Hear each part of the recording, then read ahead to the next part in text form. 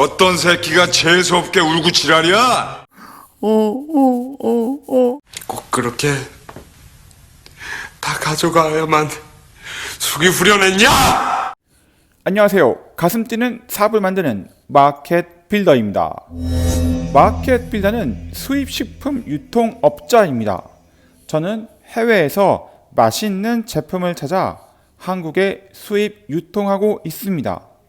제가 찾아온 소중한 제품들을 유튜브를 통해서 소개해드리고 있습니다. 때로는 해외 제조사에서 거절을 당하기도 하고, 때로는 정말 오지를 찾아가서 설득해서 거래를 시작하기도 합니다. 그렇게 소중히 사업 아이템을 찾아와 드디어 조금 빛을 보고 조금 팔리기 시작할 때 바로 대기업이 나의 사업 아이템을 빼앗아 가려고 하면 어떻게 해야 될까요?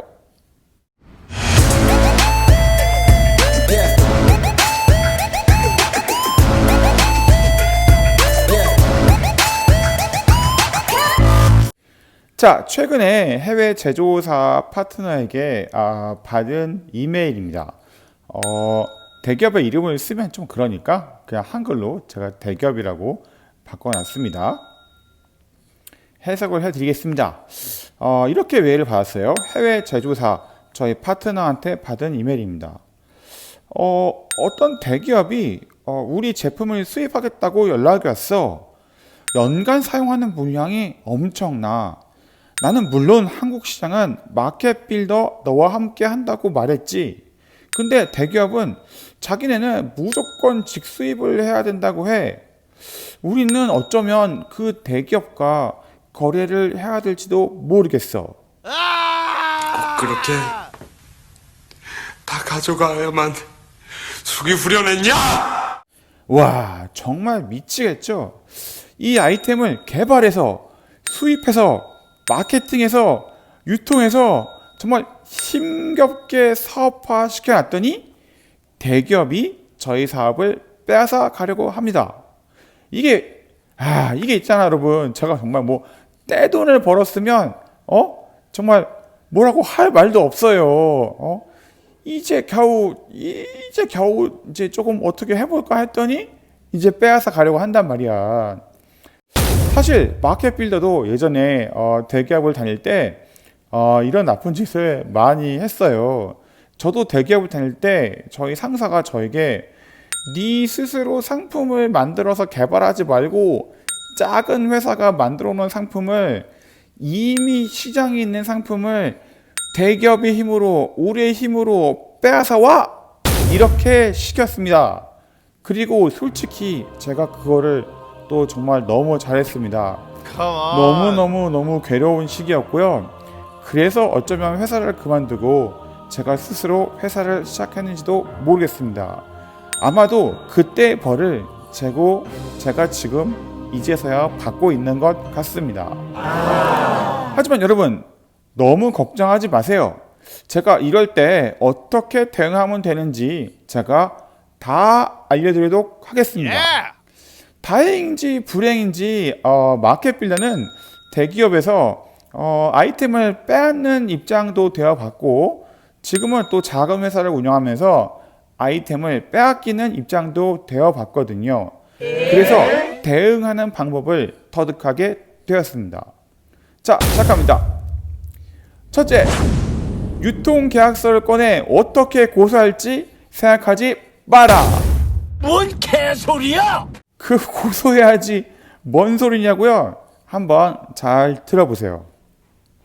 실제로 이런 일을 당하게 되면 우리는 해외 제조사와의 계약 관계를 먼저 다시 꺼내보고, 혹시 독점 계약 같은 조항이 있나 찾아내서 계약을 어겼다며 고소를 할 생각을 하게 됩니다.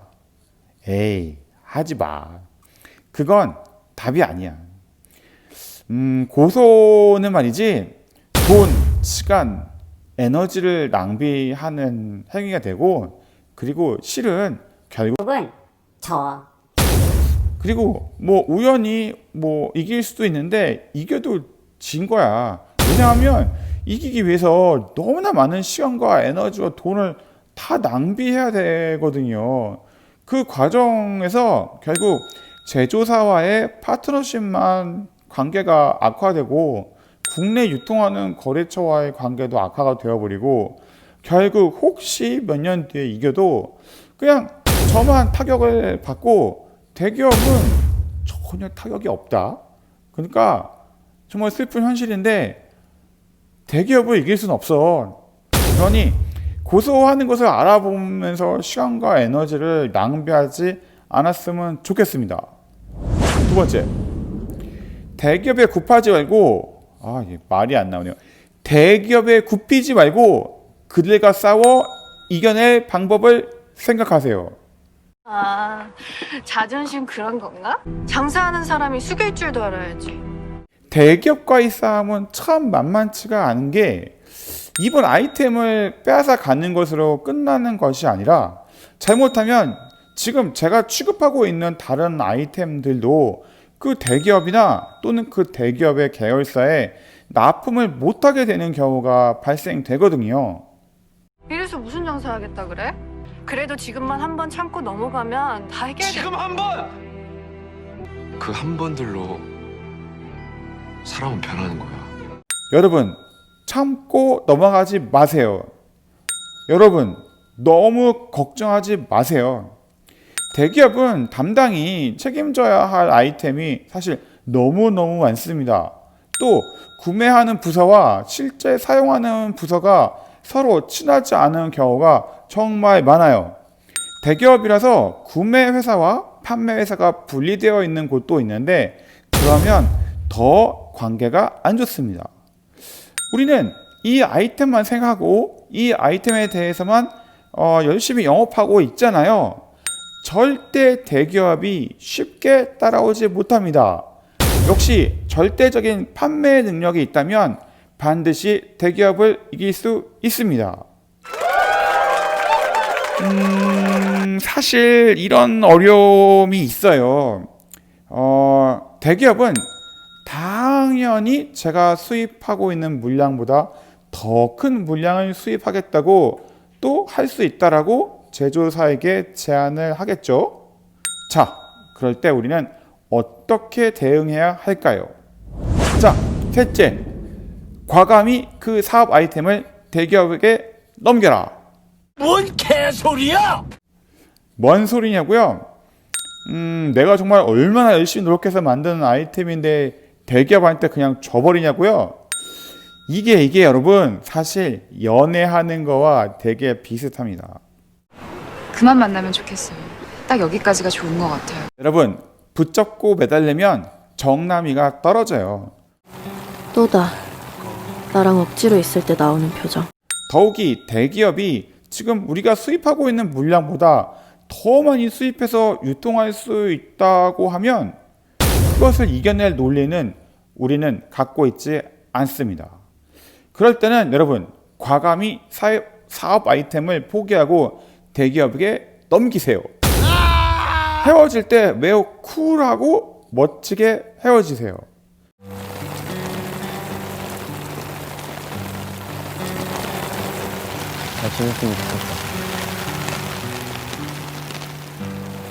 여러분 명심하세요.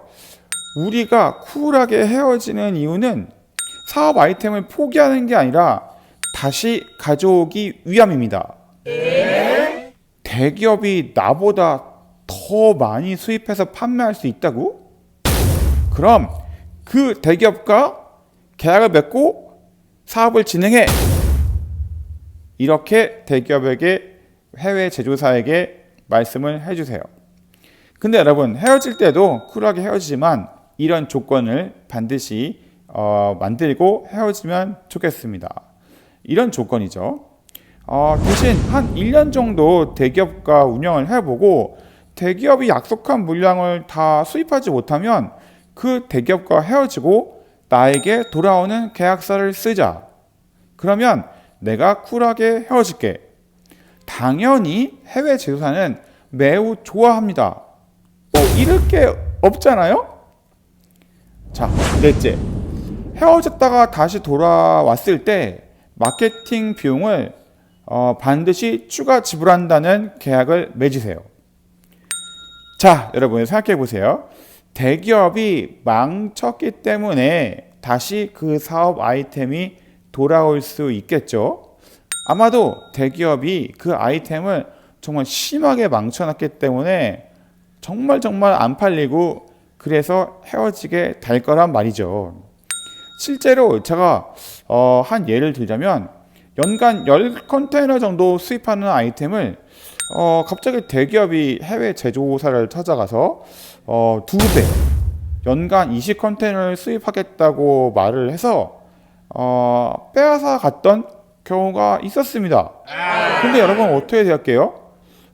제가 10컨테이너 수입하고 있는데 20컨테이너 한다고 했던 그 대기업이 고작 3컨테이너 수입하고 못하겠다고 손을 들어버렸습니다. 그럼 그 아이템을 다시 심폐소생수술로 되살려야 하는데 하나, 둘, 셋. 그때 가장 필요한 것이 바로 마케팅 비용입니다. 미리 헤어질 때 마케팅 비용을 계약으로 책정해 두세요.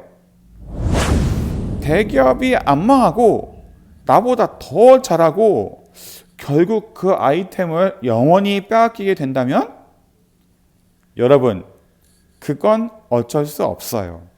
뭔 개소리야! 만약 그게 사실이라면 아마도 그거는 제가 그 아이템을 충분히 살리지 못했다는 뜻인 것 같아요. 그러면 포기해야죠.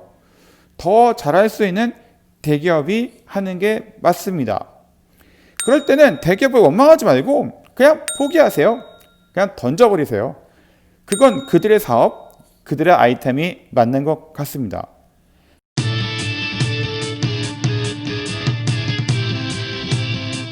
하지만 여러분 절대 걱정하지 마세요. 절대 그런 일은 일어나지 않습니다. 너무 과격하게 대응하다가 고소하고 싸우고 이렇게 과격하게 대응을 하다가 오히려 헤어지게 되는 경우가 더 많으니까 연애할 때와 마찬가지로 헤어질 때는 쿨하게. 이 세상에 그 아이템을 만드는 곳이 거기만 있는 거는 아닐 거잖아요. 더 좋은 아이템을 저희가 소싱해서 만날 수도 있는 거잖아요. 이미 우리는 그 아이템의 장단점과 또 국내 유통 구조를 다 파악하고 있을 테니까요. 세상에 여자가 너밖에 없는 줄 알아? 아니 갑자기 슬픈 과거가 보고 싶다. 죄송합니다. 자, 여러분 때로는 내가 열심히 노력한 그것을 더 큰 힘이 빼앗으려고 할 때도 있습니다. 이럴 때는 화를 내지 마시고 당황하지 마시고 냉정하게 이성적으로 생각하세요. 어떻게 해야 아이템을 지킬 수 있을지, 아이템을 지키는 방법은 사실은 놓아보내는 방법도 있습니다. 그런데 말씀드렸다시피 그런 일은 별로 일어나지 않습니다. 저는 제가 하고 있는 아이템들은 한두 번씩 다 빼앗었던 적이 있었고요. 또 지금도 호시탐탐 마켓 빌더가 수입 유통하고 있는 아이템들을 정말 여러 회사에서 노리고들 있습니다. 우리는 바로 그런 게임을 하고 있는 거니까요. 빼앗으려면 얼마든지 빼앗아봐! 가슴 뛰는 사업을 만드는 마켓 빌더였습니다. 여러분 이렇게 끝날 줄 알았죠? 그래도 여러분 방금 제가 말씀드린 그 아이템 어떻게 되는지 궁금하시죠?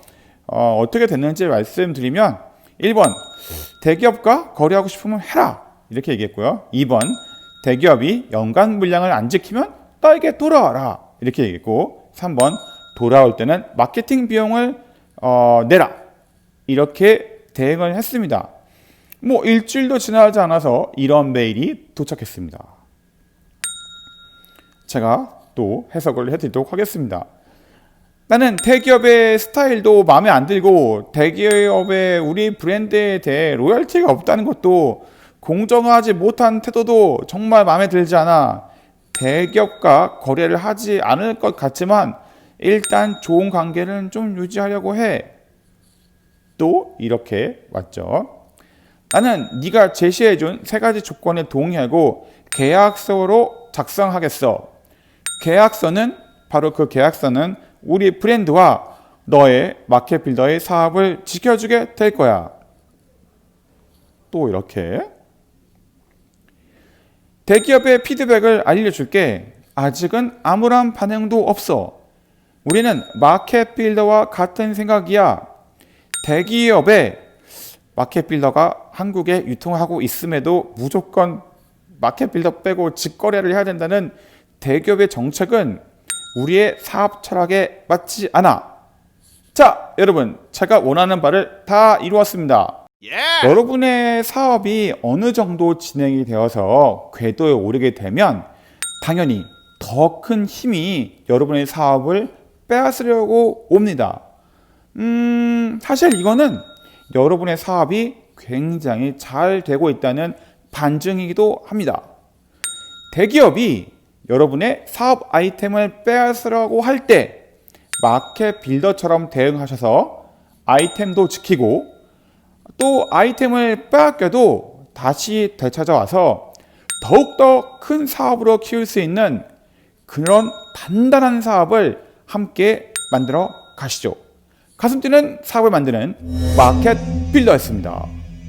그딴 건 별일 아닌 거.